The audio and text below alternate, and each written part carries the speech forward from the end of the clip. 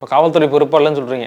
ஆமாம், நான் அலர்ட் பண்ணாங்கன்னா அலர்ட் பண்ணுன்றதுக்கு காவல்துறை என்ன நீங்கள்? அப்போ நான் என்ன சொல்கிறேன், போலீஸ் அலர்ட் பண்ணிச்சு, அவர் ஜாகிரதையே இல்லை, நாங்கள் என்ன பண்ணுறதுன்னு சொன்னால், சரி நீங்கள் அலர்ட் பண்ணீங்க, நான் 2 துப்பாக்கி வாங்கிக்கிறேன், 4 கத்தி வச்சுக்கிட்டு 10 பசங்களை வச்சுக்கிறேன், அதுக்கு காவல்துறை இல்லை அப்படி மீன் பண்ண வரல. 10 பேர் 15 பேர். ஆனால் எந்த நேரத்தில் இருக்க மாட்டாங்க.